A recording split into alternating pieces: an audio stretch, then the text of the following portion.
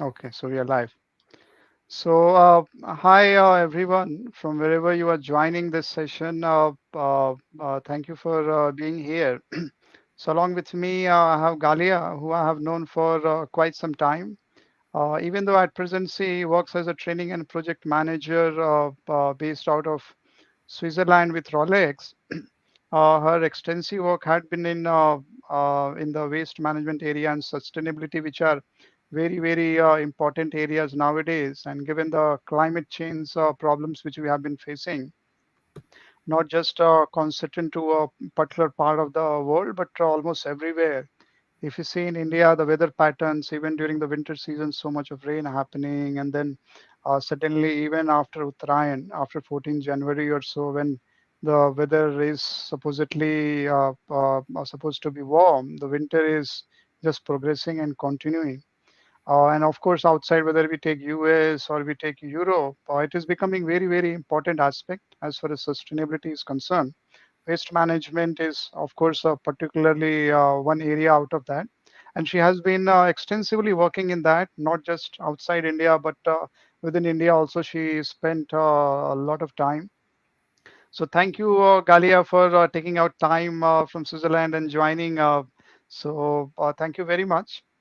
You're welcome. Uh, Okay. So as far as my first interaction with Galia is concerned, we had an interaction at dump site in Delhi, uh, and it was much before the present government which brought out so-called Swachh Bharat mission. So people, she I would say had been, of course, within India we have even prior to that, even presently, despite Swachh Bharat mission being a very focus area, and of course every year a lot of so-called photo op sessions are organized. She had been doing a lot of work in a more professional manner. When I first visited the dump site, I was very curious. Okay, how come this girl from outside India taking so much interest in this? And we just dump things and then we forget. But as more and more cities have migration towards the cities, because people are moving for a lot of employment related opportunities, and there is a lot of constraint on the resource availability, waste management becomes a very important topic. She has been doing a lot of things within that space, and she was at that time involved with an Indian institution. So Galia, if you could just talk about your motivation working in waste, and then what led to your India visit. Okay. Hi everybody. So my name is Galia Baudet. I am 35 years old. I am French, based in Geneva, Switzerland. And so for regarding the waste management, first of all, I am a geologist. So I've been studying geology. And while studying geology, we had few days about waste management because as a geologist, you have to know where to put the waste. When you open a landfill, you cannot open the landfill anywhere you want. It has to be on a specific kind of rock and then clay and everything. So we had a few days of waste management studies, and I fell in love with this. So I was like, okay, I need to know more about waste management. So I went and go through a second master based in Paris, and after this master, I came to India. The idea was I wanted to learn more about waste management in a country which is not Western world centered, because what I've learned, it was mainly French waste management, but I wanted to face another kind of waste management, and if we could fit the solutions that I have learned into another context. So I wanted to see if I could, and if it was possible, or if it's not possible, how could we find solutions for each context. So that's why I arrived in Delhi. So I've been employed by Immersion India Institute, based in South Delhi, in Sarita Bihar, and it was an environmental think tank. And my mission was to make a new solid waste management plan for the city of Pushkar in Rajasthan. And then after this, I was working with in organic waste management, and we were selling cleaning system for biogas plants, which were in the palm oil farms in Andhra Pradesh, I think, if I Mm. remember well the name. Yes, this Okay, is yes, how yes. this is what I've done in India. Okay, great. So, how was your experience of at that point in time interacting with the bureaucracy, people's perception towards waste management and solid waste management, and what differences did you observe compared to your exposure to Europe? So it was very interesting because it was 10 years ago, so I was younger, and you arrive with all your goodwill and all the solution that you have learned at school, and you arrive and you say, okay, let's see if we can make those solutions happen. But then you are confronted, you to a different context, different people, a different culture, different kind of waste, and the solution that I had were not fitting that. So uh, what I've learned is that, okay, we what the local people are already doing. What do I know? What are they doing? Can we make something which fits this context? And I have what I faced also is the difference of knowledge in waste management.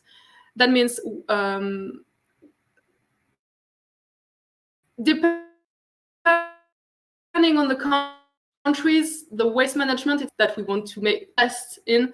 So waste management is always the last, how I say this, the last problem for a state. Sure. It comes at the end. Unfortunately, it brings if it's not well managed, it brings health problems. It brings other problems. And when you arrive in India, the thing is the we waste management came at the end. So when you arrive and you say, okay, we have to take care of the waste, people will say, okay, we have other problems. This is our problems. Waste comes after. So how can we how to say that? Prioritize or something. Yes, yes. No, waste is also important because it brings health problems. How can we Uh, make people understand this? Not, and I'm not coming with my, how to say that, with all my knowledge. It's not okay. I'm seeing people, and I have also worked in Congo, and I was seeing some of my colleagues being sick because they were not managing well their waste, and they were not making the connection between bad waste management and their health problems just by giving the knowledge. Oh, you know what? Maybe if you bring your waste in the bin instead of just dumping it near where you drink, you won't have it. So for me, the Biggest challenge. biggest challenge was the knowledge, the knowledge about waste management, difference of knowledge. Yes. Okay, okay. So transferring, you mean to say that transferring the Mhm. knowledge and then Mhm. getting people change their mindset. Yes, That rather than seeing it as an isolated activity as managing waste, seeing in a more integrated manner. That exactly. how does it impact the health on the ecosystem, environment, etc. So that was the biggest problem, Biggest challenge. biggest challenge. And also the thing is, it has to come from the people. They have to realize it by themselves. It's just not me coming with my good science. No, it's not this. It's how can we make them connect uh, this and this. So yes, biggest challenge. Okay, okay, great. So at that point in time, I don't know whether you have been following up the so-called Swachh Bharat mission. But at that point in time, if you had to maybe let's say suggest a couple of best practices apart from of course knowledge, so as part of Imagine India, I don't know what was your work in Andhra Pradesh which you talked about. So I don't know if you could just elaborate a bit also on that. Yes. For sure. So I had two missions. The first mission was so when it comes to waste management, a town has to have a waste management plan. So each town has to create this waste management plan and then follow it. It's like a music partition. So you have to make the music partition and you have to follow the music partition. Sometimes the administration of the town, I'm not talking only for India, I'm talking worldwide, even in Western countries, they don't have the knowledge to make this partition. So the idea is that with my knowledge and with the context, what partition will fit your town.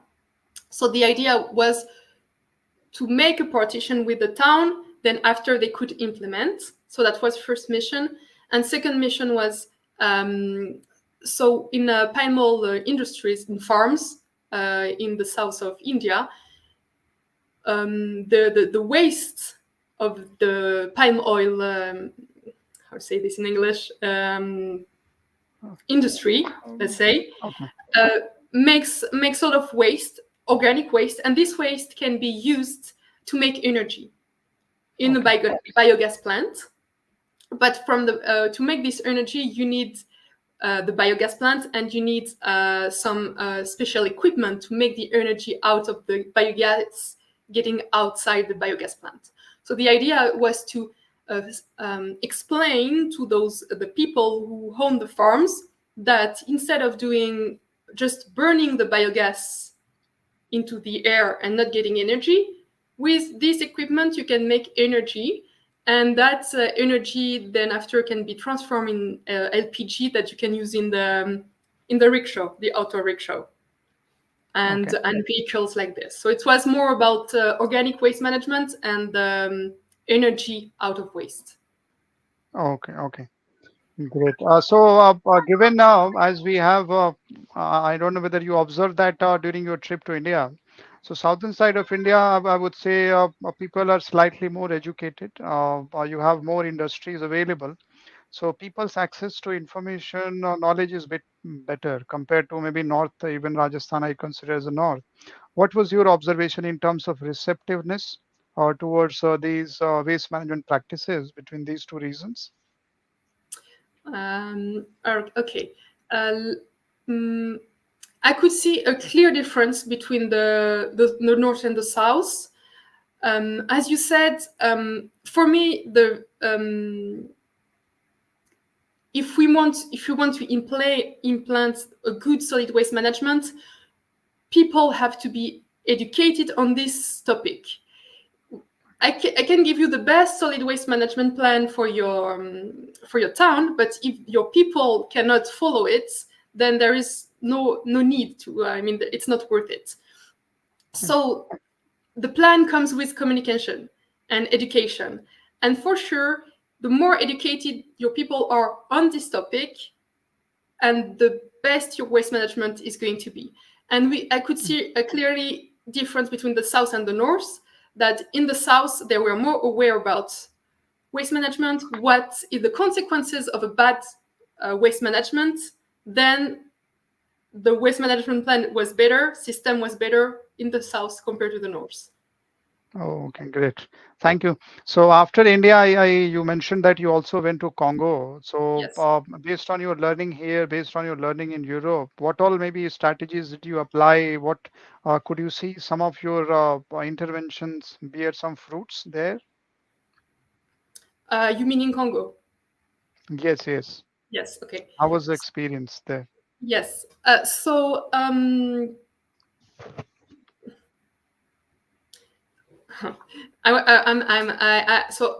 for Congo, it was another. So the mission was to implement a new system, solid waste management plan for the capital, the economical capital of Pointe Noire, which is 1 million inhabitants city, and the harbor, the ports of Pointe Noire, which is the biggest harbor of Central Africa, and I faced same challenge. It's the lack of education about waste management into the population. And if people don't know waste management and they don't understand, they don't see the consequences of a bad solid waste management, then you cannot implement. So it has Okay. to start by communication. And when you are by yourself and you are facing a 1 million city, a 1 million people city, and no one is educated on solid waste management, you face a big challenge. But you have to Mm. start with communication. And so this is the biggest challenge, but it's also in Western countries, it's the same. Okay. Communication, biggest challenge. And Okay. it's a long-term challenge. So that means it's not because I told you once that is, no, I told you once and I tell you again and again and again. It's an endless story. So you have to Okay. communicate all the time, all the time. Biggest challenge. And second challenge is which is not in India at all. It's the availability of the equipment. And when you Okay. want when you build a solid waste management, you need trucks, you need bins, you need a place for the landfill. But imagine in Congo, there are no industries, so everything has to be imported from usually Europe. So it costs a Okay. lot for Congo to bring all of Okay. those. So it's already expensive, and plus you have to import everything. And what is what we are facing also, it's a truck which is working in here in Switzerland with 4 seasons, with snow, with winter, but with flat roads. It's not going to work a long time in Congo, where you have no flat roads, where you have a lot of rain, rainy season, humidity. So all the equipments are not meant for this weather. So after a few years, you have to buy another equipment. That is what is facing those countries that have no industry, and they have to import everything, and they have to import stuff which are not meant for their weather. Okay. Okay, great. So I see that then it appears that led you to move to a kind of a training and project management role. So when it appears so at COSADEC, you spend almost 6 years or so Mhm. based out of Switzerland. So what kind of training modules, programs did you do? What was the impact did you observe? And in Yes. case those are some learnings which maybe we can have it in India or something. So when I came back here in Switzerland, what I was doing is, so I was not doing the engineering part of waste management. I was now being a trainer about waste management, and my audience was the public sector. So the town's officers or councillors, and also the people who are working in the. We have recycling points where people bring their recycling waste, and those people have to be trained as well. Always, it's always public. So I was training those two kind of audience for the French part of Switzerland, which is around 700 towns, Okay. and so um, I'm gonna come back to the communication challenge, and here it's the same challenge, the communication, because people have to understand why. Here it's not why they have to um, throw their waste in the bin, but here it's why do they have to sort the waste. So why do Okay. they have to sort? And they need the right information, but how do you bring the information to those people? You cannot knock at their door, you know what, you have to sort like this, like this. They don't want to hear about this. So how can we bring the the information to the population while being not too intrusive? So a lot of information were going through the public sector, and those people on the recycling points are the best ambassadors. So we were training them So then after they have the right information for the population. And it's always about communication. So that has been the main challenge, communicating, communicating, communicating, and it's endless. So we have to keep going. So that was the main thing that I have done here. And then after I became the head of the trainers, so I had trainers who were doing this. I was just doing the strategy, and we have developed different kind of trainings, online trainings, on-site trainings. We were trying to find. We were always trying to find modern solutions, trying to be creative, trying to be imaginating, fun, because it's not a sexy topic. So we have to make it Agree. sexy so people take it with them. They have to understand, they have to laugh about this. It doesn't have to be serious. If we keep being serious and you know what, it's going to bring you health problem. I mean, the world is already sad, and heavy. Agree. So we should not put more heaviness on this. Let's bring some fun around waste. Sure, sure. So, okay, I quite relate to that. So, during my stay in Delhi, I would say that since you're talking about Switzerland, it is not the challenge is not. I would say that motivating people to put waste at a particular place, but do the segregation. Unfortunately, I would say, and since you observed that India, the problem is the point in time where you observed the problem was motivating people to put waste at a proper place. Unfortunately, in Delhi, what we saw, and it still is there, and that is why probably I think that the compliance is not of a very high level.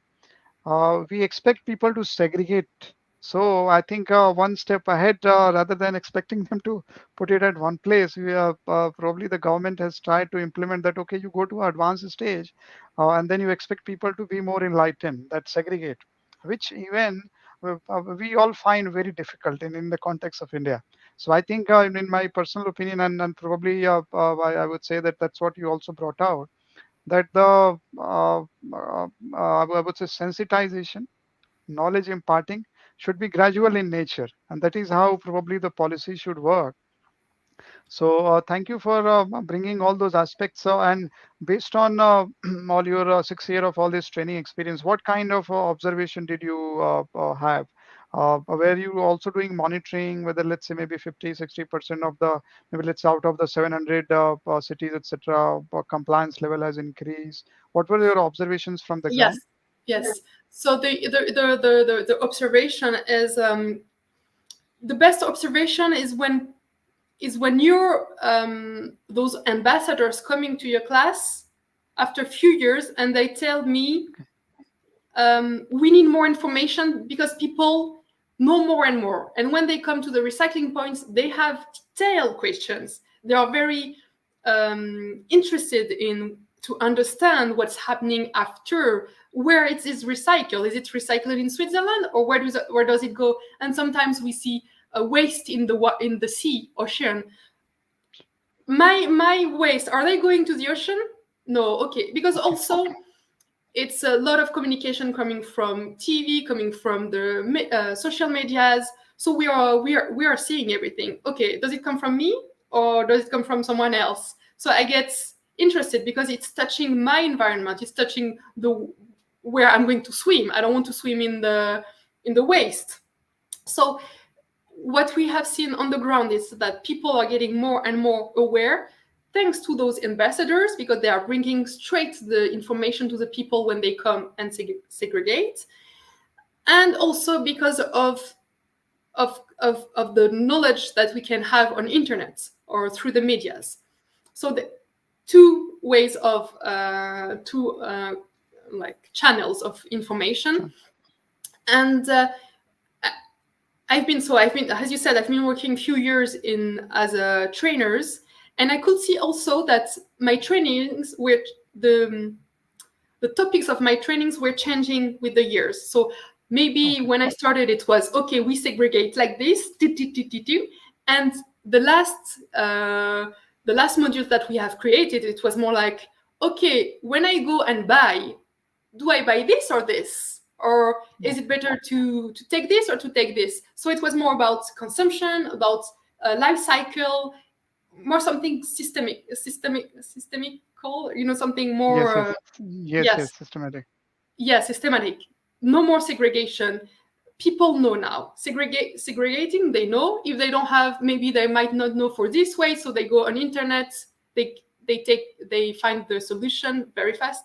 But now the questions are more about life cycling and what should I buy? Is it better a bottle of plastic or a bottle of glass? And those are the questions that we have. So we, in 10 years, I've seen drastic uh, um, um, Change. change change in the knowledge of the population.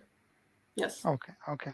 No, great. So I was almost 6 months ago, or almost maybe a year ago, I was just seeing a couple of documentaries where organization, or maybe let's say the supermarket stores. So earlier, of course, packaging material is something which goes into waste quite a bit.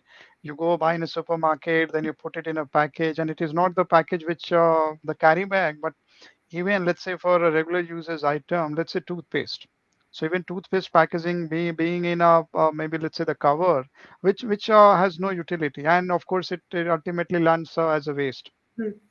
So there are a lot of organizations which are also, or supermarket stores, which are maybe in a way incentivizing that rather than buying the pack, you buy this standalone unit.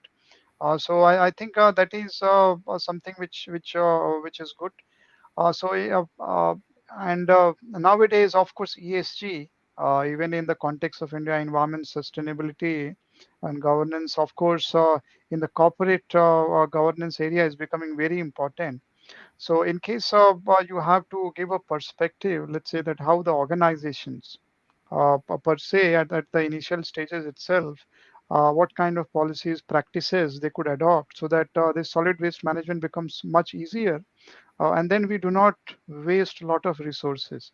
So any, based on your observations, based on your interactions with people where they have been coming with a lot of info, what would be your advices in case some suggestions for organizations?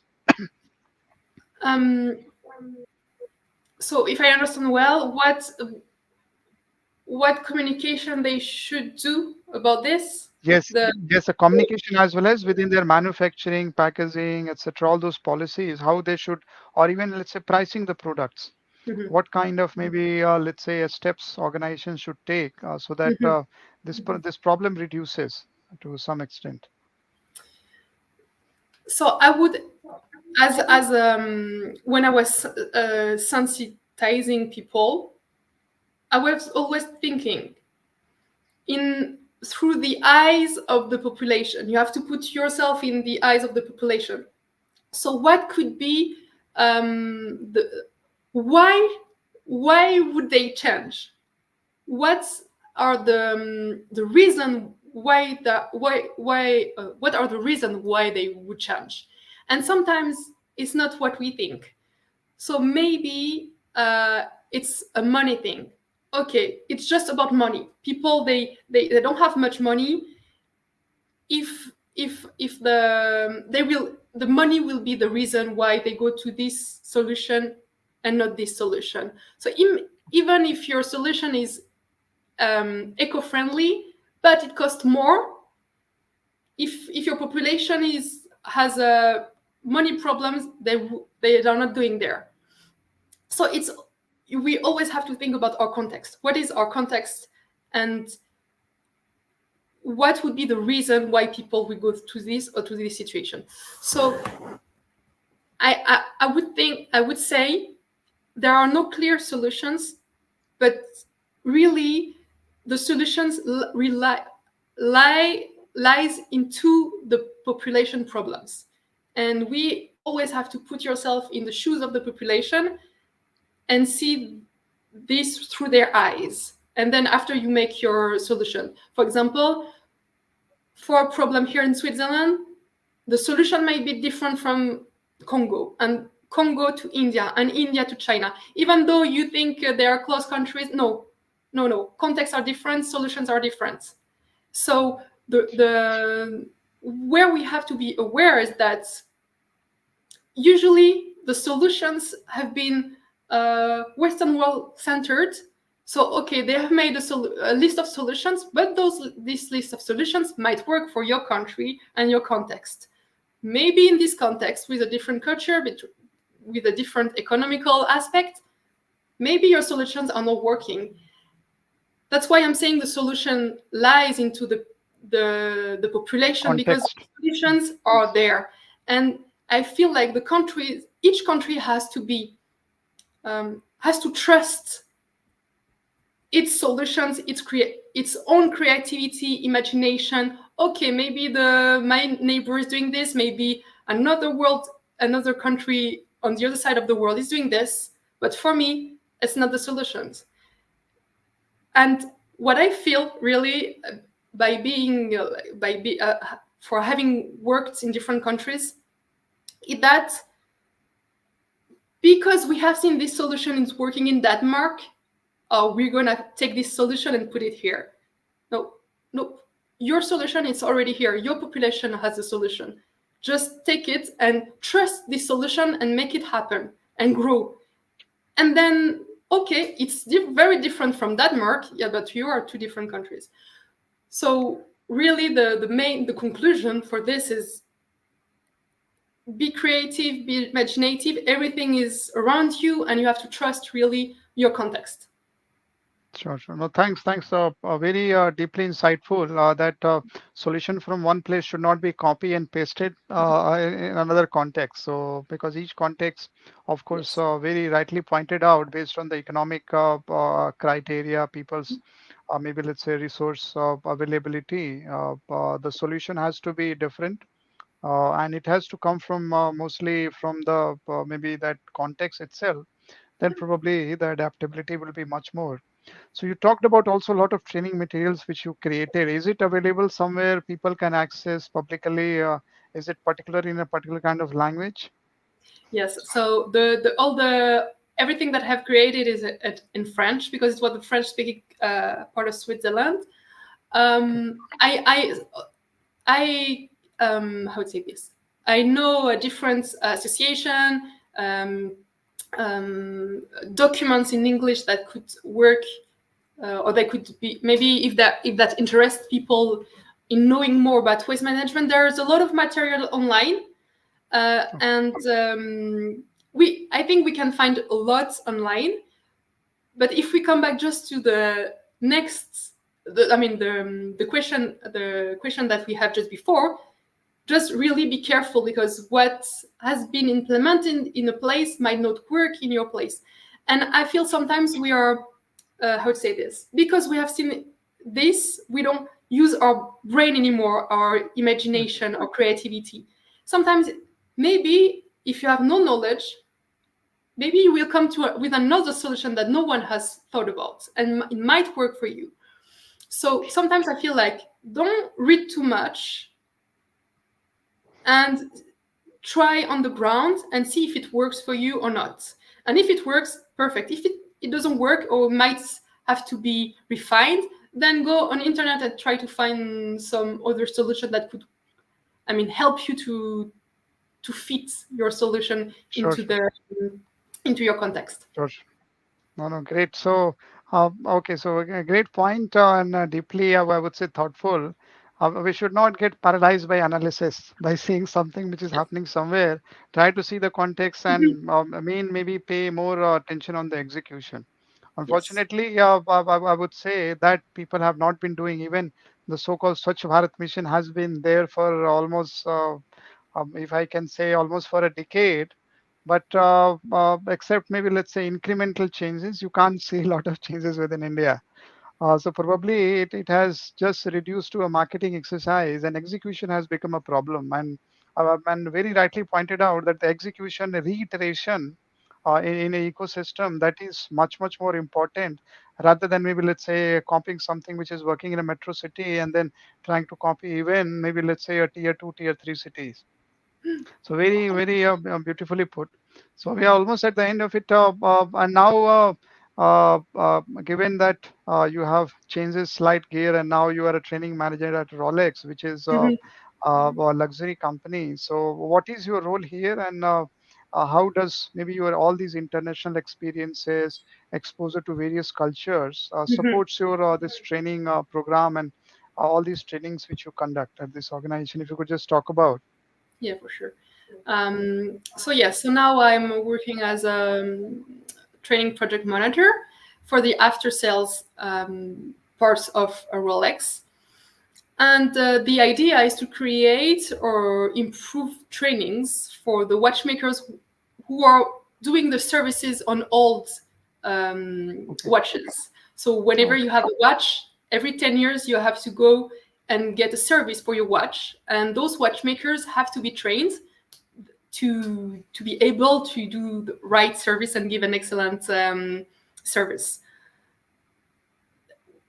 Um, what I've if I go to your second question, to your second question is what India and everything that I've seen on the world is helping me today is that I'm working with, okay, we are here based in Geneva, but I'm working with the affiliates, which are everywhere in Okay. the world.